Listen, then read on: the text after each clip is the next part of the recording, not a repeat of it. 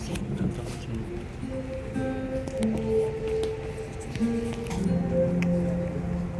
Mari kita sama-sama memuji Tuhan.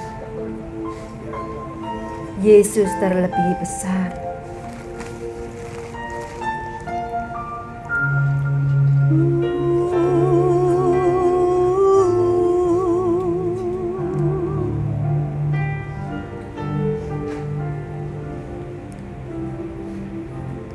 Terima kasih Tuhan. Yesus terlebih besar. Yesus terlebih besar di dalamku, di dalamku.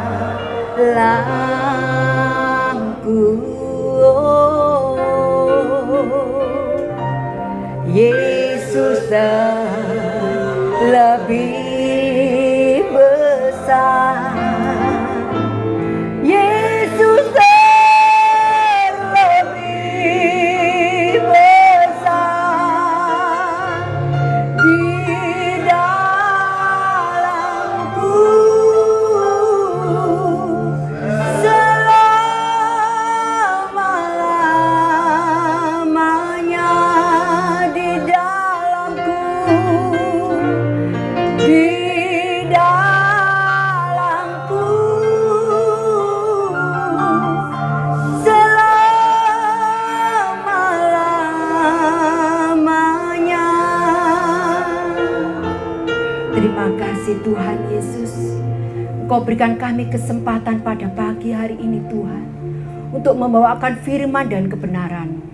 Biarlah Engkau kuasai hati dan pikiran kami Tuhan, sehingga yang keluar dari mulut kami adalah apa yang ingin Tuhan Yesus sampaikan di tempat ini Tuhan. Tutup bungkus kami dengan darah-Mu yang penuh kuasa. Biarlah malaikat-Mu menjaga di tempat ini, sehingga firman yang ditabur pada hari ini tidak pernah kembali dengan sia-sia. Tetapi biarlah nama Tuhan saja yang ditinggikan. Semua yang sepakat katakan amin. Puji Tuhan. Terima kasih atas kesempatan yang diberikan kepada saya. Pagi hari ini saya membuat tema darah yang tercurah, karena kita akan memperingati Paskah. Dengan Paskah ini kita tahu kita sudah diselamatkan dari hamba kegelapan menjadi hamba surga, kerajaan surga menjadi hamba Kristus. Saya juga tertarik dengan tema darah yang tercurah ini, supaya kita sebagai umat Tuhan menghargai, menghormati pengorbanan Yesus di atas kayu salib, sehingga kita tidak menganggap keselamatan itu sebagai murahan, karena Yesus sendiri, Allah sendiri yang turun ke bumi untuk menjadi manusia, menjadi domba untuk menyelamatkan kita semua saudara-saudara. Biarlah setelah firman ditabur pada pagi hari ini, kita menjadi kuat bersama Kristus. Keselamatan kita tidak akan kita tukar dengan apapun. Kenikmatan-kenikmatan ilah-ilah lain yang ada di dunia ini saudara-saudara. Dan kita baca juga di dalam Alkitab, selalu ada darah yang tercurah untuk penyelamatan. Mari kita buka di dalam Kejadian 3 ayat 21. Sejak di Taman Eden, sejak manusia jatuh dalam dosa, di Taman Eden itu sudah ada darah yang tercurah saudara-saudara. Mari kita buka di dalam Kejadian 3 ayat 21. Saya minta Pak Juli untuk membacakan Pak. Kejadian 3 21. Dan Tuhan Allah membuat pakaian dari kulit binatang untuk manusia dan untuk istrinya itu, lalu mengenakannya kepada mereka. Terima kasih. Di sini Allah memperkenalkan korban darah. Jadi di tempat ini, di Taman Eden, sejak manusia jatuh dalam dosa, Tuhan sudah memperkenalkan keselamatan itu ada darah. Karena pada saat Adam dan Hawa jatuh dalam dosa, dia datang kepada Allah dengan memakai cawat daun ara. Daun pohon ara itu dia pakai cawat. Tetapi Tuhan tidak ada kekuatan manusia. Manusia tidak bisa berusaha untuk dekat kepada Allah dengan kekuatannya sendiri. Tetapi dengan pertolongan dari Allah, inisiatif dari Allah untuk dia membunuh domba. Terus kulitnya itu dipakai pakaian untuk manusia, saudara-saudara. Ini sebagai lambang bahwa kalau kita datang kepada Allah dengan daun pohon ara untuk menutupi dosa kita, untuk menutupi kesalahan kita yang tidak taat kepada Allah, itu Allah tidak berkenan, saudara-saudara. Makanya manusia itu dengan apa? Dengan merayu Tuhan, dengan dia itu berbuat baik, merayu Tuhan dengan amal, merayu Tuhan dengan liturgi-liturgi agama, saudara-saudara. Tetapi Tuhan tidak berkenan. Manusia dengan kekuatannya sendiri tidak akan sampai kepada surga. Tetapi dengan inisiatif Allah ingin menyelamatkan manusia. Jadi manusia yang berdosa, yang tidak taat kepada Allah, diberikan baju dari domba untuk menutupi dosanya, untuk menutupi keselamatannya. Jadi sejak dari Taman Eden itu sudah ada darah yang tercurah, saudara-saudara. Dan kita juga kembali kepada Kain dan Habel. Kenapa Kain itu tidak diterima oleh Allah persembahannya? Karena Kain tidak mau belajar dari orang tuanya. Tetapi Habel mau belajar dari orang tuanya. Bahwa untuk datang kepada Allah itu harus dengan ada darah yang dikorbankan. Sehingga persembahan daripada Habel itu, dia mempersembahkan domba yang tidak bercacat kepada Allah. Sedangkan persembahan Kain tidak diterima Allah karena dia mempersembahkan gandum-gandum, biji-bijian yang terbaik. Tetapi Allah tidak berkenan, saudara-saudara. Dan kita lihat kepada Abraham dan Ishak. Di situ juga ada darah, saudara-saudara. Sebetulnya kalau kita melihat ya, Ishak itu dia datang, dia naik ke gunung dengan Abraham. Dia membawakan kayu untuk dipersembahkan, untuk Ishak itu disembelih di situ. Tetapi Tuhan mempersiapkan domba, saudara-saudara, sehingga Ishak tidak jadi disembelih. Tetapi Tuhan sudah mempersiapkan penggantinya, yaitu domba yang disembelih, saudara-saudara. Kita juga melihat peristiwa di Mesir, tulah ke-10, saudara-saudara. Kita baca di dalam Keluaran 12 ayat 5 sampai 7. Saya minta tolong Pak Juli. Ya. Keluaran 12 ayat 5 sampai 7. Anak dombamu itu harus jantan, tidak bercela, berumur setahun. Kamu boleh ambil domba atau kambing. Kamu harus mengurungnya sampai hari yang ke-14 bulan ini. Lalu seluruh jemaat Israel yang berkumpul harus menyembelihnya pada waktu senja. Kemudian dari darahnya haruslah diambil sedikit dan dibubuhkan pada kedua tiang pintu dan pada ambang atas, pada rumah-rumah di mana orang memakannya. Amin, puji Tuhan. Di sini juga orang Israel diselamatkan dari malaikat maut. Itu juga dengan darah. Charles, saya minta dibuka yang ayat yang 17 ya. Ayat yang Keluaran 12 ayat 7. Di sini juga ada darah untuk menyelamatkan orang Israel, bangsa Israel, sehingga dijadikan berbeda. Sedangkan bangsa Mesir yang tidak memakai darah domba, itu apa? Semua anak sulungnya mati. Sampai binatang-binatang semuanya mati, saudara-saudara. Jadi orang Israel diselamatkan karena dia mengambil sedikit dari domba itu untuk dibubuhkan kepada kedua tiang dan pada ambang atas pada rumah-rumah di mana orang memakannya. Jadi saudara-saudara, semuanya itu harus ada darah yang dikorbankan, saudara-saudara, untuk keselamatan. Sekarang kita melihat lagi di dalam binatang penghapus dosa, di dalam kitab Imamat 4 ayat 3 sampai 4, Pak Juli. Ya. Imamat 4 ayat 3 sampai 4. Maka jikalau yang berbuat dosa itu imam yang diurapi sehingga bangsanya turut bersalah, haruslah ia mempersembahkan kepada Tuhan karena dosa yang telah diperbuatnya itu seekor lembu jantan muda yang tidak bercela sebagai korban penghapus dosa. Ia harus membawa lembu itu ke pintu kemah pertemuan ke hadapan Tuhan. Lalu ia harus meletakkan tangannya ke atas kepala lembu itu dan menyembelih lembu itu di hadapan Tuhan. Amin, amin. Sekarang yang ke-20, Pak Juli, tolong Pak Juli. Ya. Ayat 20. Ya. Ayat yang ke-20, beginilah harus diperbuatnya dengan lembu jantan itu, seperti yang diperbuatnya dengan lembu jantan korban penghapus dosa. Demikianlah harus diperbuatnya dengan lembu itu. Dengan demikian imam itu mengadakan perdamaian bagi mereka, sehingga mereka menerima pengampunan. Amin, puji Tuhan. Waduh, ini enggak bisa ini. Bunganya.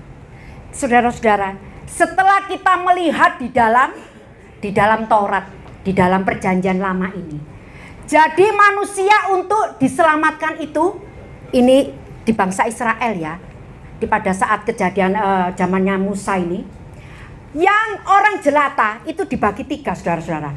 Yang tidak mampu untuk penyelamatannya dengan membawa merpati, sedangkan yang middle class membawa kambing atau domba, sedangkan yang kaya membawa lembu atau sapi.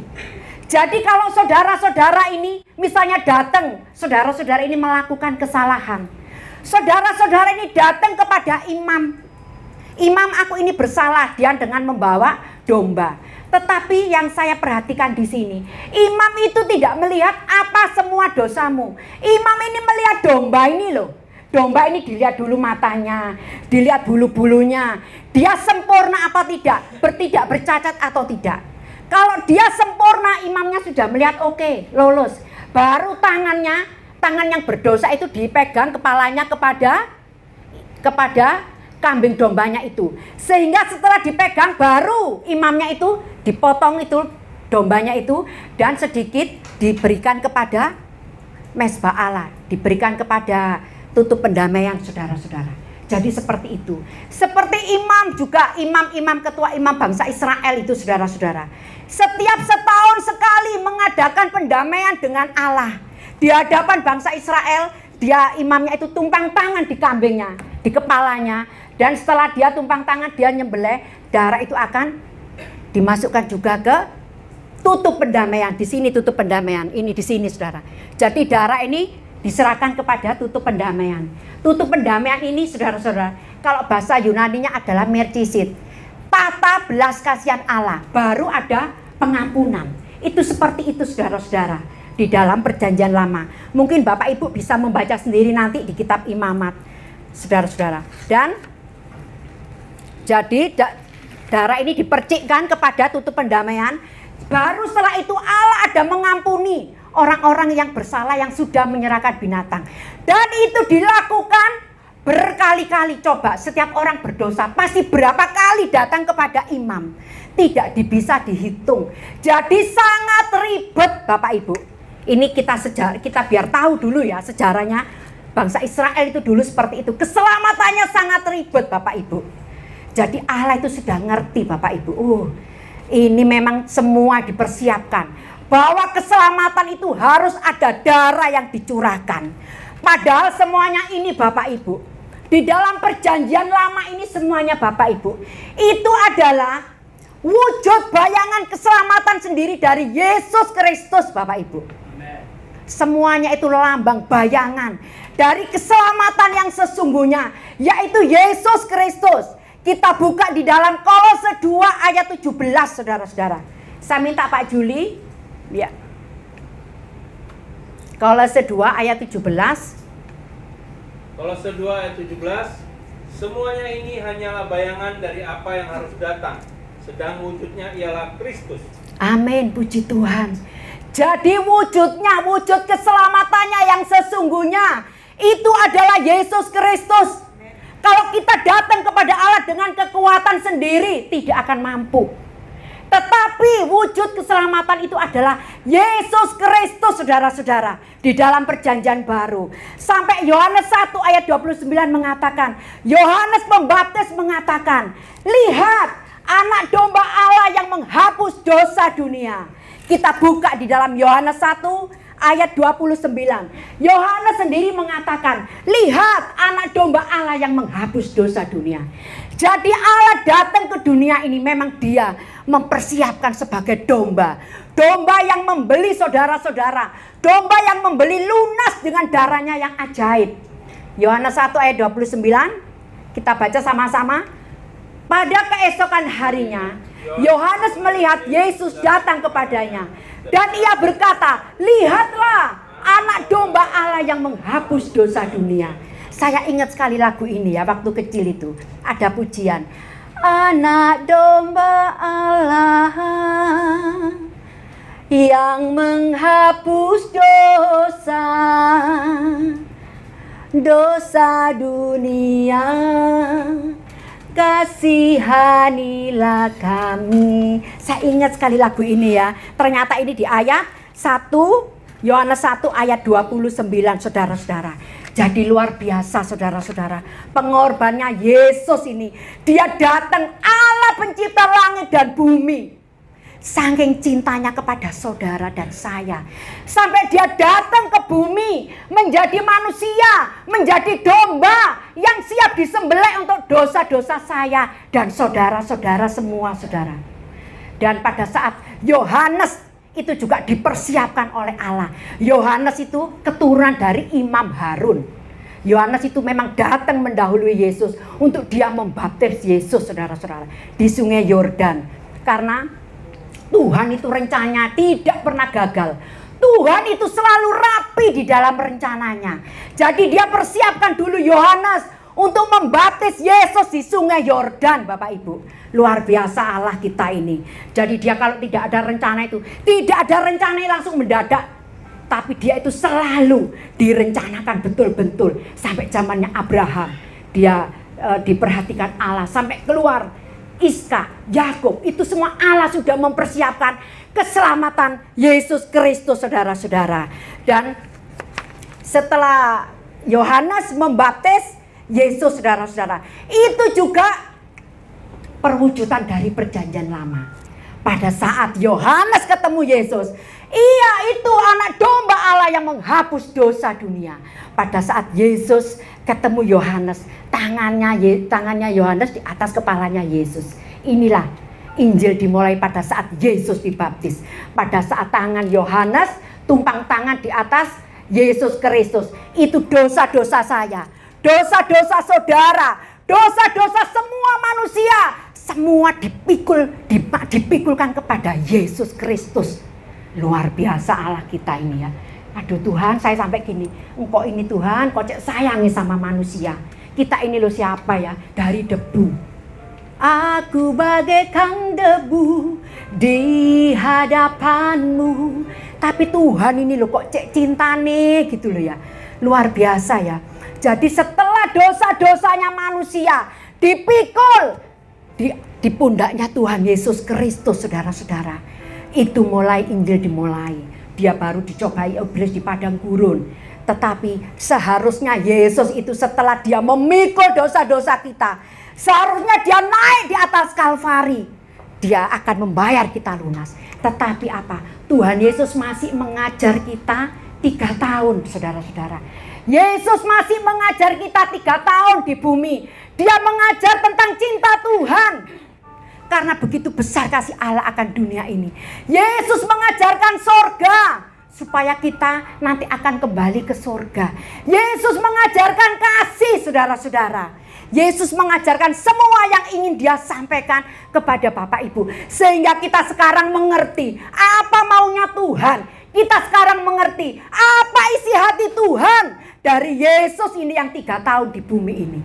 Setelah dia genap waktunya, saudara-saudara, dia naik di Kalvari, dia naik di Golgota untuk membayar lunas semua hutang-hutangmu yang sudah ditanggung Yesus di atas pundaknya, saudara-saudara. Luar biasa ya, hutang-hutang Bapak Ibu Saudara, semua dan saya, semua dibayar lunas di atas kayu salib. Mari kita baca di dalam Wahyu 5 ayat 9. Saya minta tolong Bapak. Ya. Ya. Wahyu 5 ayat 9. Dan mereka menyanyikan suatu nyanyian baru. Katanya, engkau layak menerima gulungan kitab itu dan membuka materai-materainya. Karena engkau telah disembelih dan dengan darahmu engkau telah membeli mereka bagi Allah dari tiap-tiap suku dan bahasa dan kaum dan bangsa. Amin, puji Tuhan. Engkau telah disembelih dan dengan darahmu engkau telah membeli mereka bagi Allah, saudara-saudara. Jadi dengan darah Yesus, semua hutang-hutangmu sudah dipaku di atas kayu salib, Bapak Ibu. Yang percaya katakan amin. Amin, puji Tuhan. Jadi Yesus itu sebagai pendamai atas dosa kita. Kita buka di dalam 1 Yohanes 2 ayat 2. Supaya kita lebih jelas Bapak Ibu ya. Jadi kita tidak akan terkecoh dengan untuk kita ditarik dengan kuasa setan untuk lari dari iblis. Lari dari Yesus maksud saya saudara-saudara. 1 Yohanes 2 ayat 2. 1 Yohanes 2 ayat 2. Dan ia adalah pendamaian untuk segala dosa kita, dan bukan untuk dosa kita saja, tetapi juga untuk dosa seluruh dunia. Amin, puji Tuhan. Jadi dosa-dosa kita ini sudah didamaikan oleh darah Yesus Kristus di atas Kalvari. Kita buka juga di dalam biar lebih lebih jelas ya. Ibrani 9 ayat 25 sampai 26. Ya. Jadi hanya satu kali Tuhan Yesus ini menyelamatkan kita di atas kayu salib. Kalau kita mengikuti liturgi dari perjanjian lama, ribet saudara-saudara. Setiap salah sedikit datang ke imam. Setiap salah sedikit datang ke imam saudara-saudara. Tetapi dengan Yesus di atas kayu salib, Dia sekali untuk menyelamatkan kita semua saudara-saudara.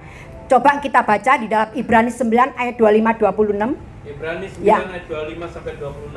Ya. Dan ia bukan masuk untuk berulang-ulang mempersembahkan diri. Amin. Ya. Bagaimana imam besar setiap tahun masuk ke dalam tempat kudus dengan darah yang bukan darahnya sendiri. Sebab jika demikian ia harus berulang-ulang menderita sejak dunia ini dijadikan. Puji Tuhan. Tapi sekarang ia hanya satu kali saja menyatakan dirinya pada zaman akhir untuk menghapus dosa oleh korbannya. Amin, puji Tuhan. Jadi enak sekali, nggak ribet loh.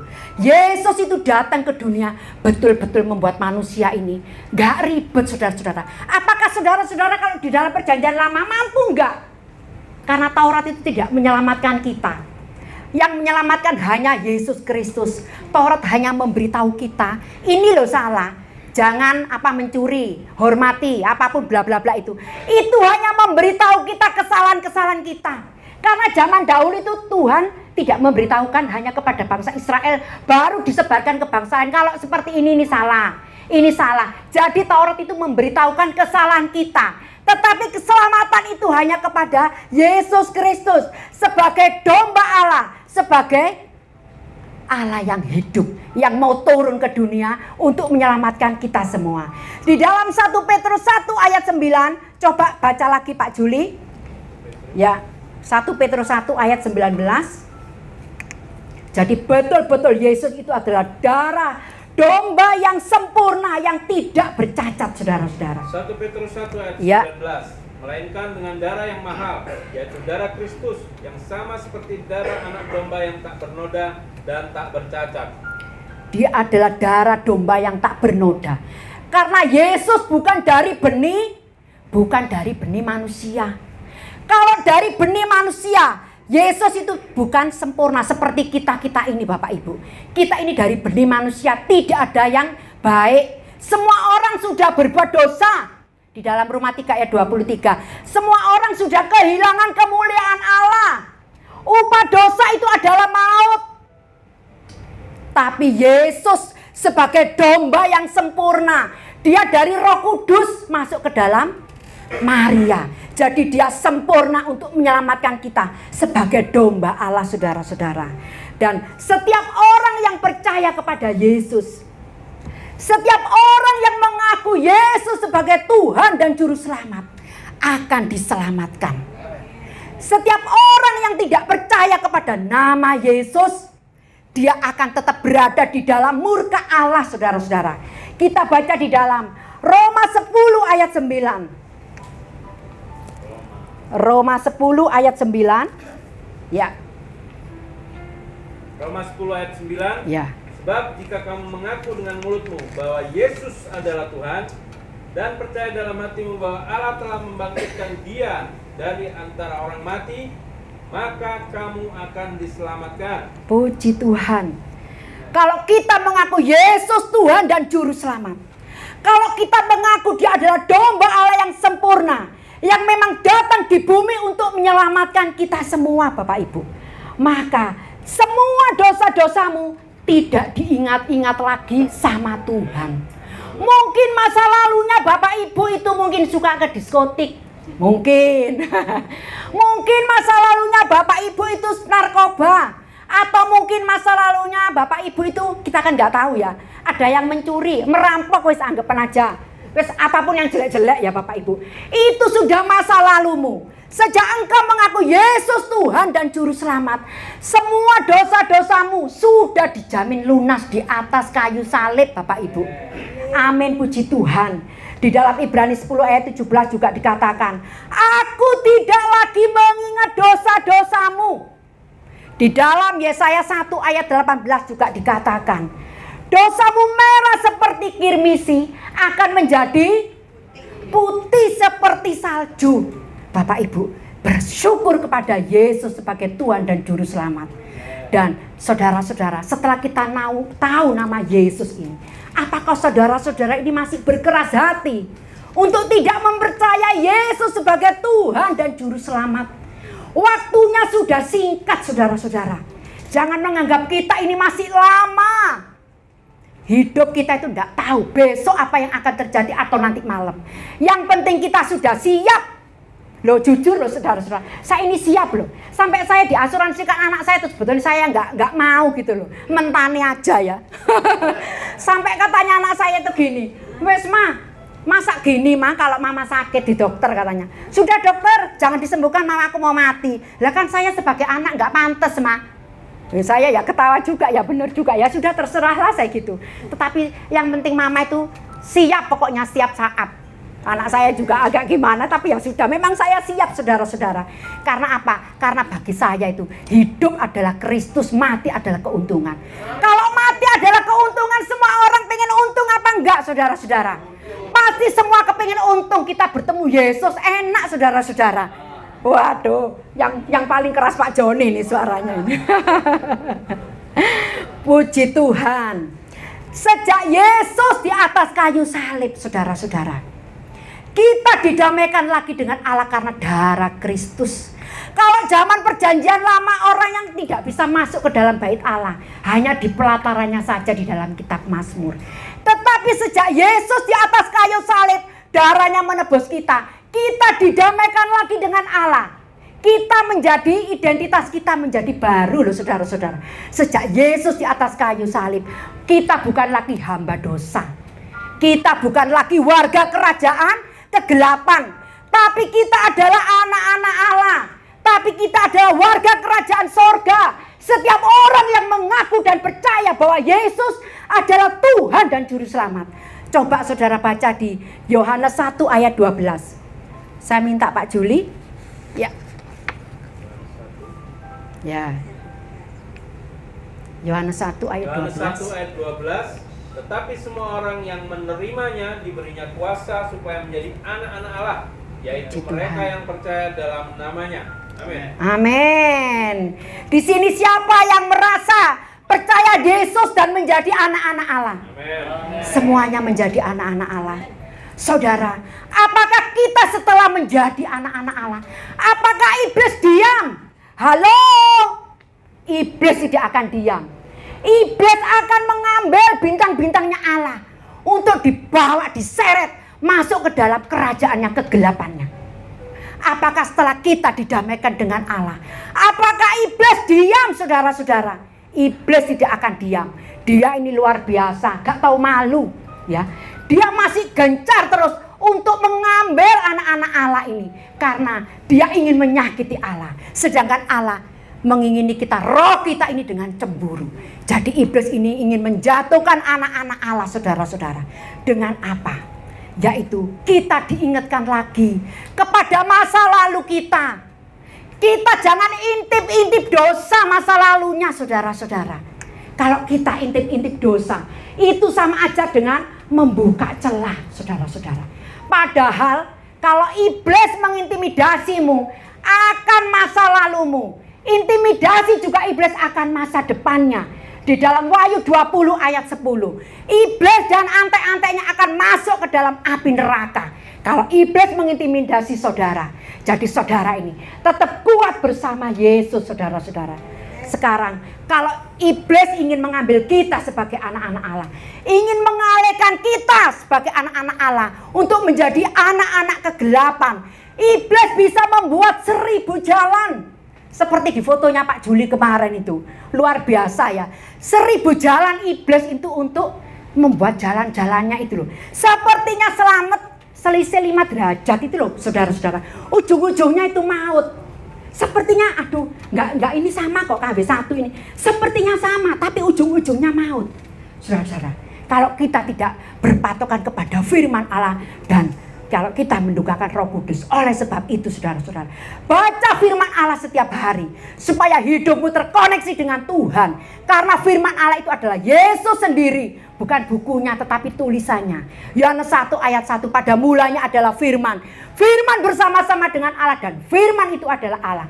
Kalau saudara mencintai Yesus, berarti saudara juga mencintai firman-Nya, saudara-saudara.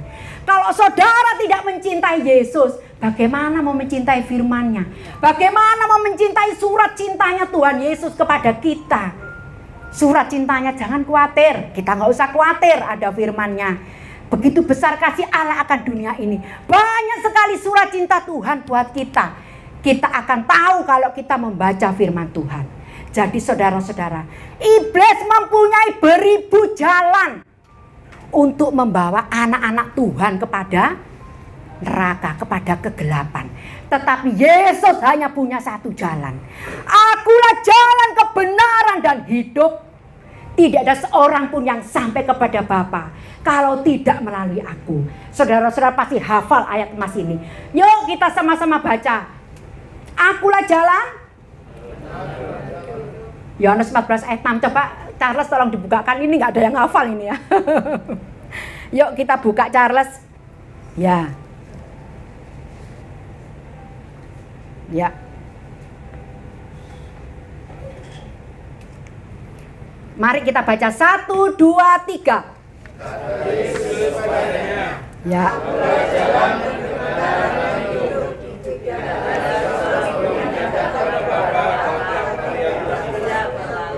Amin, puji Tuhan. Jadi hanya Yesus satu-satunya jalan. Sedangkan iblis membuat banyak jalan menuju Roma. Sehingga manusia ini kasihan loh, bingung saudara-saudara. Ya apa sih jalannya ini? Oh ini mungkin salah di sini. Jalannya ini masih salah terus saudara-saudara. Jadi hanya Yesus satu-satunya jalan. Oleh sebab itu saudara-saudara, baca firman Tuhan. Ikuti Roh Kudus yang ada di dalam. Kalau saudara mengaku Yesus, maka ada Roh Kudus yang akan menuntun kita. Sehingga kita menuju jalan. Kita finish strong bersama Yesus Kristus, saudara-saudara. Oleh sebab itu jangan intip-intip dosamu. Kalau saudara-saudara akan mengintip-intip dosamu, itu sama aja saudara membuka celah, saudara-saudara. Kalau saudara membuka celah, coba kita baca di dalam ini ya. Di dalam perjanjian lama, di Bet-Semes ya. Kita baca, jangan intip-intip dosamu. Kalau engkau mengintip dosamu, maka engkau akan mati. Ya.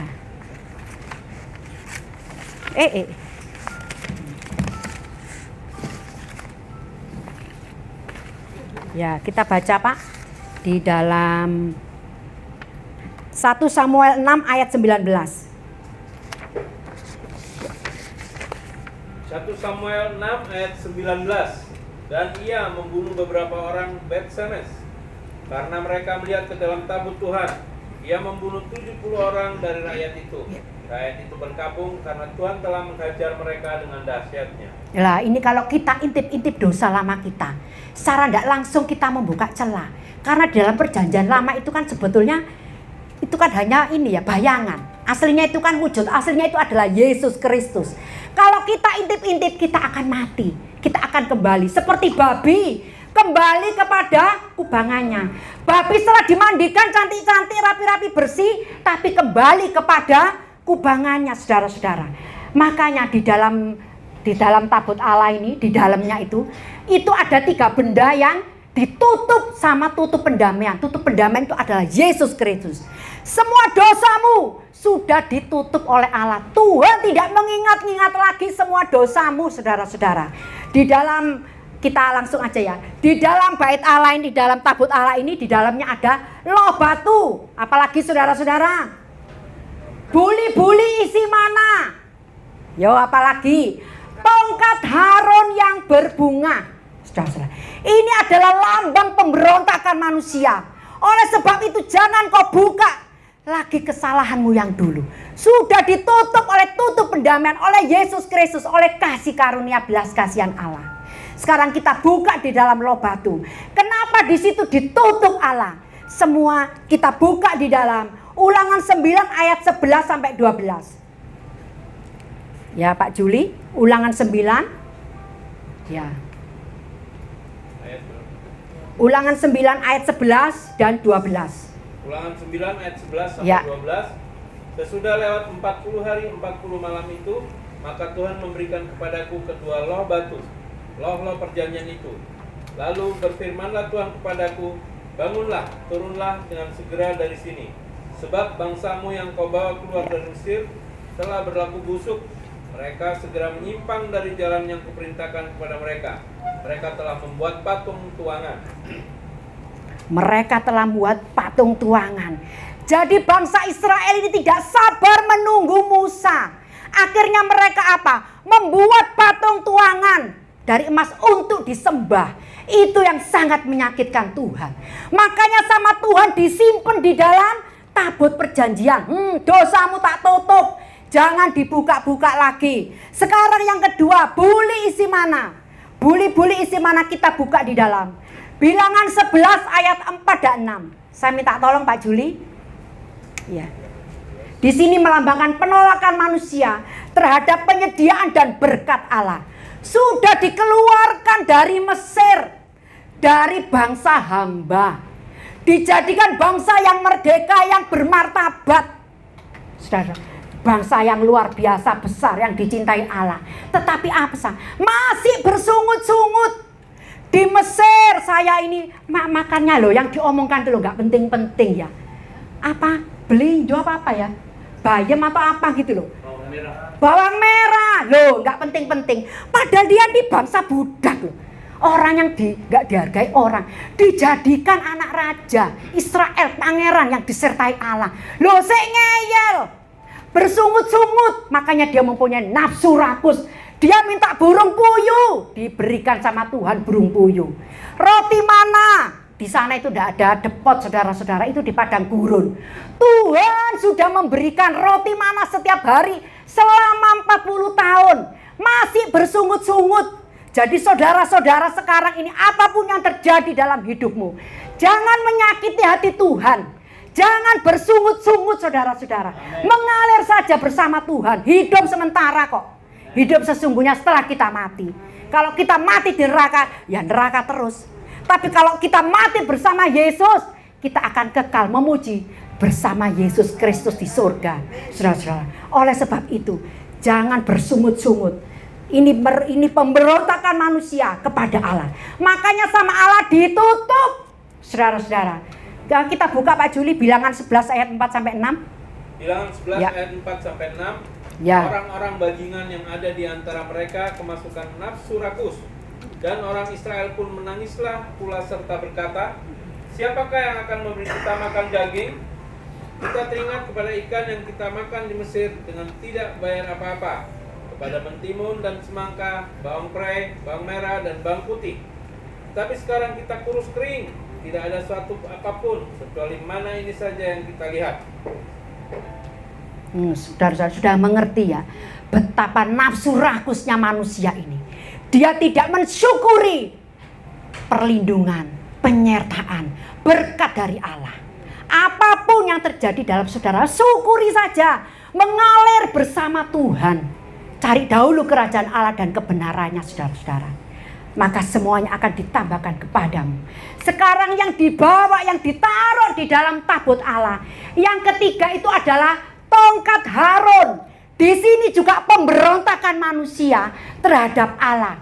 Karena dia tidak mempercayai Tuhan yang menyuruh Harun untuk jadi pemimpin imam. Tapi dia minta menjadi pemimpin. Akhirnya Tuhan marah. Nanti saudara baca sendiri di rumah. Saya takut waktunya habis ya. Di dalam Bilangan 16. Tetapi saya di sini baca di dalam Bilangan 17 ayat 10. Saudara-saudara. Bilangan 17 ayat 10. Ya. Tuhan berfirman kepada Musa, Kembalikanlah tongkat Harun ke hadapan tabut hukum untuk disimpan menjadi tanda bagi orang-orang Amin. durhaka, sehingga engkau mengakhiri sungut-sungut mereka dan Ya. tidak kudengar lagi, supaya mereka jangan mati. Amin, saudara-saudara. Jadi kita tahu sekarang ya. Jadi kita harus apa, saudara-saudara? Semua kesalahanmu itu sudah ditutup Allah. Oleh sebab itu jangan engkau buka lagi celah itu. Jangan engkau kembali kepada kehidupanmu yang lama, saudara-saudara. Dan iblis untuk menjatuhkan anak-anak Allah. Selain kita diiming-iming kepada dosa yang lama, kita juga apa? Diberikan guru-guru palsu, saudara-saudara. Diberikan pengajar-pengajar palsu, saudara-saudara. Coba lihat sekarang di YouTube atau di mana-mana ya. Banyak sekali ajaran-ajaran yang keluar dari firman Allah. Banyak sekali sampah-sampah yang diberikan kepada anak-anak Tuhan. Kalau manusia makannya bangkai gitu gimana? Akhirnya kan sakit ya saudara-saudara. Sehingga mereka dibawa kepada keinginan duniawi. Mereka diperhadapkan kepada ini loh, daging ini loh. Jadi hanya sampai di daging, bukan sampai kepada jiwa. Padahal kita itu jiwa kita, roh kita yang ada di surga yang harus kita kasih makan. Tetapi makannya hanya sebatas daging, saudara-saudara. Jadi, saudara-saudara harus tahu, banyak sekali guru-guru palsu di mimbar ini, saudara-saudara. Mereka tidak mengajarkan tentang Yesus, tetapi mereka mengajarkan tentang apa? Berkat melebihi Yesus. Seolah-olah Yesus itu kurang. Kalau mau diberkati, pakai 55 kali 5. Kalau diberkati, tambah micin. Kalau diberkati, tambah apa-apa lagi persyaratannya. Seolah Yesus itu kurang, saudara-saudara. Saudara setelah melihat dari pengorbanan Yesus menjadi domba Allah, disalib, betapa hebatnya, betapa besarnya. Kok kita itu masih kurang percaya? Apakah saudara-saudara ini menjadi orang bebal, saudara-saudara? Biarlah pada pagi hari ini yang mendengarkan firman ini, saudara-saudara, terpatri dalam pikiran kita. Sehingga kita menjadi orang-orang yang militan, yang cinta kebenaran, cinta firman Tuhan, saudara-saudara.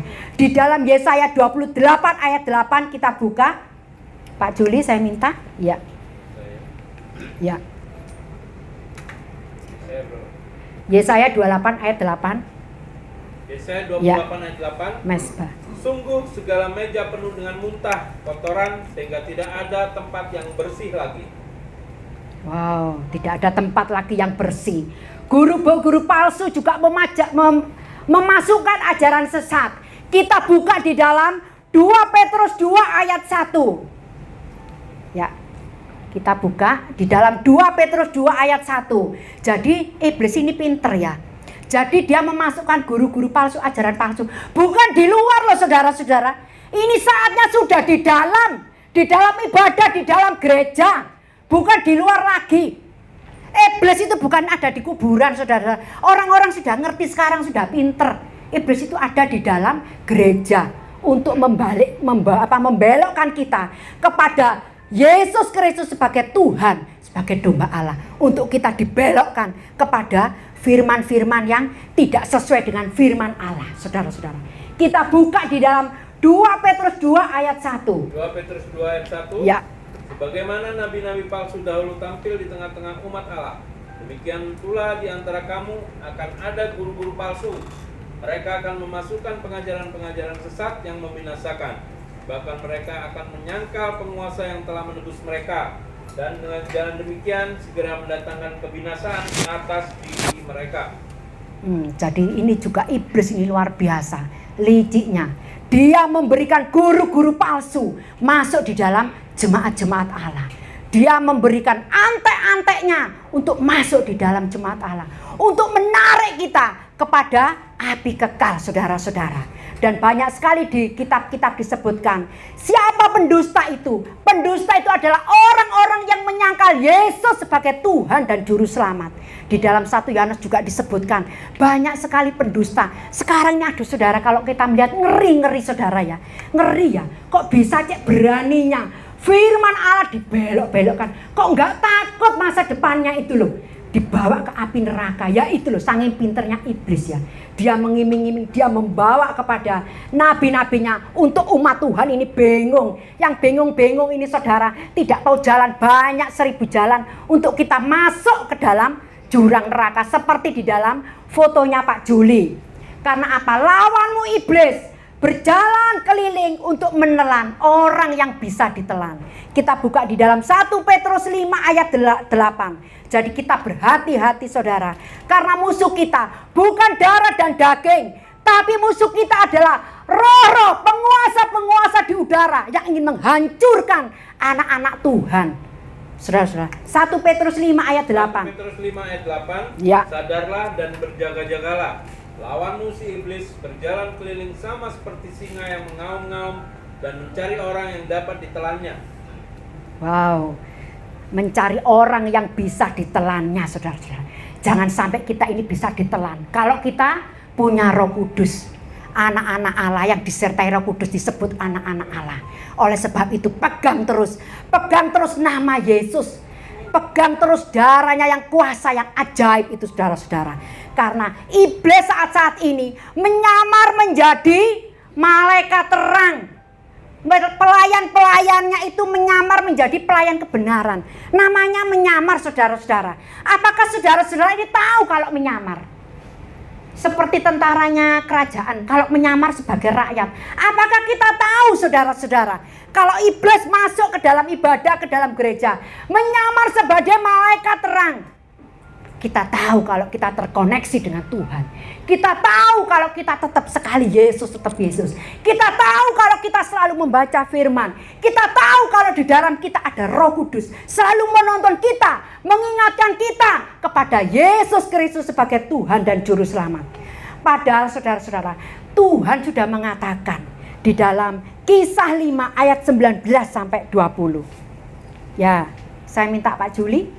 Di dalam Kisah 5 ayat 19 sampai 20. Ya. Kisah Para Rasul 5 ayat 19 sampai 20. Ya, betul. Tetapi waktu malam seorang malaikat Tuhan membuka pintu-pintu penjara itu dan membawa mereka keluar. Katanya, pergilah, berdirilah di bait Allah dan beritakanlah seluruh firman hidup itu kepada banyak orang. Loh, ini loh Tuhan, ini loh saudara-saudara. Beritakanlah firman hidup. Jangan diberitakan sampah-sampah. Saudara mau tanggung jawab kalau memberitakan sampah. Ini loh, ada lambang salib ini loh. Ini milik Yesus di mimbar ini. Bukan milik kita, bukan milik semua ini ya, orang-orang ini, hamba-hamba Tuhan, bukan milik pelayan Tuhan, tapi milik Yesus. Hanya nama Yesus yang ditinggikan. Beritakan firman hidup kepada orang banyak, supaya orang banyak mempunyai kehidupan, supaya orang yang mendengarkan mempunyai keselamatan, supaya orang yang mendengarkan percaya bahwa domba Allah yang suci, yang kudus, Yesus Kristus itu menyelamatkan untuk kita. Darahnya telah menebus kita lunas, saudara-saudara. Firman yang hidup itu siapa? Yesus Kristus. Oleh sebab itu, beritakanlah Yesus Kristus. Sekarang ini jangan memberitakan yang lain. Beritakan Yesus Kristus. Beritakan Roh Kudus. Karena ini sudah zamannya Roh Kudus yang menuntun kita. Beritakan itu setiap saat kepada orang-orang yang ada di sekitarmu. Jangan memberitakan yang lain, saudara-saudara. Jangan memberitakan penderitaanmu. Penderitaan itu biasa, saudara-saudara. Memangnya setiap orang itu tidak ada masalah. Yang besar dikecilkan, yang kecil nggak ada. Saya juga pernah ada masalah tapi tak anggap malah biasa. Wong saya buktinya saya bisa tertawa sukacita. Loh lama-lama ya nggak dianggap nggak ada masalah, saudara-saudara. Karena kita tahu, kita Roh Kudus itu selalu memberikan sukacita. Ya, padang gurun akan diubah menjadi buah-buahan. Berapa tidak berharganya penderitaanmu kalau saudaranya mengorbankan penderitaanmu untuk Yesus Kristus. Saudara mengorbankan masa depanmu, keuanganmu dengan mengorbankan Yesus Kristus, saudara-saudara. Oleh sebab itu, beritakanlah firman yang hidup. Beritakan Yesus Kristus. Beritakan Roh Kudus kepada setiap orang. Mulai hari ini saudara yang mendengarkan, bertanggung jawab memberitakan firman yang hidup. Semua orang yang mendengarkan pada pagi hari ini bertanggung jawab memberitakan firman yang hidup. Tepuk tangan untuk Allah kita yang dahsyat. Ya. Amin, amin. Sekarang firman yang terakhir. Masa depan kita yang percaya kepada Yesus. Masa depan kita yang berpegang kepada Kristus. Masa depan kita itu, saudara-saudara, tidak sia-sia. Kita bersama Yesus di surga. Saudara-saudara, kita bersama Yesus di surga. Wahyu 21 ayat 7. Masa depan kita bersama Yesus. Saudara, oleh sebab itu, pegang apa yang ada padamu. Jangan sampai mahkota itu terlepas daripadamu. Oleh sebab itu, ayo kita baca sama-sama. Masa depan kita bersama Yesus di surga. Wahyu 21 ayat 7. Bagi orang-orang yang percaya Yesus sebagai Tuhan dan Juru Selamat, ini loh masa depan kita. Sedangkan masa depan orang-orang yang tidak percaya Yesus, orang-orang nabi-nabi palsu, guru palsu, ada di dalam neraka bersama setan. Tuhan tidak menciptakan setan sebagai algojo loh ya. Dari kitab Kejadian sampai Wahyu, setan itu bukan menyiksa. Itu ada ya, kita sering mendengar ya, di neraka nanti disiksa setan. Enggak, dibohongin. Setan juga dimasukkan ke dalam neraka, dileb-lebno saudara. Dengan nabi-nabinya. Tuhan tidak menciptakan setan sebagai algojo, tetapi dia juga dihukum, saudara-saudara. Yuk kita baca Wahyu 21 ayat 7 sama-sama. Barang siapa menang, ia akan memperoleh semuanya ini, dan aku akan menjadi Allahnya, dan ia akan menjadi anakku. Puji Tuhan. Setelah kita tahu firman ini, setelah kita tahu bahwa Yesus itu adalah domba yang suci, yang kudus, Allah datang ke dalam dunia ini hanya sebagai domba untuk menyelamatkan kita semua. Dia datang ke dunia ini memang tujuannya untuk membayar kita lunas di atas kayu salib. Sebagai ucapan syukur saya kepada Tuhan, ini hati saya menyanyi pujian ini. Saya selalu ya Tuhan, cak ini kok, aduh Tuhan, cak, apa sih kita ini, sudah apa lagi saudara-saudara? Kita ini hanya memuji, menyembah Tuhan, saudara-saudara. Karena apa? Begitu besarnya pengorbanannya dia loh. Dia Allah yang hebat, pencipta langit dan bumi. Sampai mau menjadi domba saudara-saudara untuk disembelih untuk membayar lunas kita. Saya minta tiada tersembunyi yang refnya ya. Begitu besar kasih Allah. Saya itu hanya ingin memuji, menyembah-Mu Tuhan. Karena hanya Yesus saja yang kami sembah. Di sepanjang hidupku, aku hanya ingin menyembah-Mu Tuhan. Di sepanjang hidupku, aku hanya ingin melayani-Mu saja Tuhan. Di sepanjang hidupku, aku hanya ingin memuji dan menyenangkan nama-Mu. Karena Engkau telah membayar aku lunas Tuhan. Amin. Oh, biarkanlah aku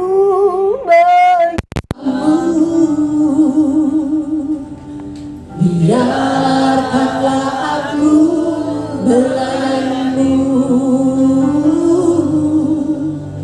biarkanlah aku memuji-Mu,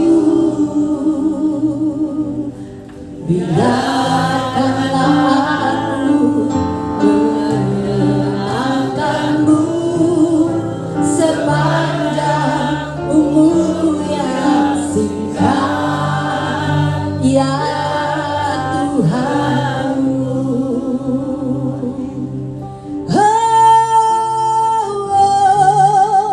biarkanlah aku menyembah-Mu, biarkanlah aku melayani-Mu, biarkanlah aku biarkanlah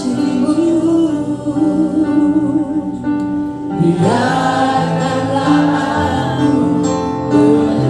menyenangkan-Mu sepanjang umurku yang singkat. Ya Tuhan, sebagai ucapan syukurku Tuhan, di dalam hidupku sampai garis finish, dengan kekuatan Roh Kudus, Aku akan selalu memuji dan memuliakan nama-Mu Tuhan. Sampai Engkau membawa kami ke surga bersama Engkau Tuhan.